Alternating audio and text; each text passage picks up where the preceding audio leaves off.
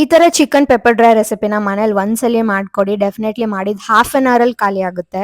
And ಇನ್ನೊಂದ್ ಏನಂದ್ರೆ ಇದು ತುಂಬಾ ಕಾಂಪ್ಲಿಕೇಟೆಡ್ ಕೂಡ ಅಲ್ಲ. ಮನೇಲಿರೋ ಇಂಗ್ರೀಡಿಯೆಂಟ್ಸ್ ಯೂಸ್ ಮಾಡ್ಕೊಂಡೆ ಸಿಂಪಲ್ ಆಗಿ ಮಾಡ್ಕೋಬಹುದು. ಫಸ್ಟ್ ಮಸಾಲೆ ರೆಡಿ ಮಾಡಿ ಇಟ್ಕೊಳ್ಳೋದಕ್ಕೆ ಈ ಒಂದು ಚಿಕ್ಕ ಕಪ್ ಮೆಜರ್ಮೆಂಟ್ ಅಲ್ಲಿ ಮೆಣಸು, ಜೀರಿಗೆ, ಧನಿಯಾಕಾಳು ಹಾಕೊಂಡಿದೀನಿ.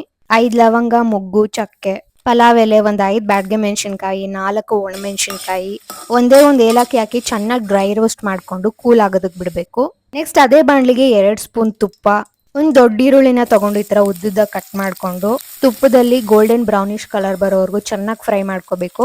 1 ಸ್ಪೂನ್ ಶುಂಠಿ ಬೆಳ್ಳುಳ್ಳಿ ಪೇಸ್ಟ್ ಹಾಕಿ ಚೆನ್ನಾಗಿ ಫ್ರೈ ಮಾಡ್ಕೊಂಡು 1 ಕೆಜಿ ಚೆನ್ನಾಗಿ ವಾಶ್ ಮಾಡಿ ಇಟ್ಕೊಂಡಿರೋಂಥ ಬಾಯ್ಲರ್ ಕೋಳಿನ ಹಾಕೊಂಡಿದ್ದೀನಿ. ಸ್ವಲ್ಪ ಉಪ್ಪು ಅರಿಶಿನ ಹಾಕಿ ಒಂದು 80% ಚೆನ್ನಾಗಿ ಬೇಯೋದಕ್ಕೆ ಬಿಡಬೇಕು. ನೆಕ್ಸ್ಟ್ ಡ್ರೈ ರೋಸ್ಟ್ ಮಾಡಿರೋಂಥ ಮಸಾಲೆ ಐಟಮ್ಸ್ ನ ರುಬ್ಬಿಟ್ಕೊಂಡು 1 ಕೆಜಿ ಬಾಯ್ಲರ್ ಕೋಳಿಗೆ 3 ಸ್ಪೂನ್ ಹಾಕೊಳ್ತಾ ಇದ್ದೀನಿ. ಡಿಪೆಂಡ್ಸ್ ಆನ್ ಚಿಕನ್ ಕ್ವಾಂಟಿಟಿ ಎಷ್ಟು ಬೇಕಾದ್ರೂ ಹಾಕೋಬಹುದು. ಸೊ ಈ ಮಸಾಲೆ ಪೌಡರ್ ನ ಹಾಕಿ ಇನ್ನೊಂದು 10 ಮಿನಿಟ್ಸ್ ಚೆನ್ನಾಗಿ ಫ್ರೈ ಮಾಡ್ಕೊಂಡ್ರೆ ಸ್ಪೈಸಿ ಆಗಿರೋಂಥ chicken pepper ghee roast ready ಆಗುತ್ತೆ. If you are a chicken lover and want to try some new recipe, please go ahead and try this.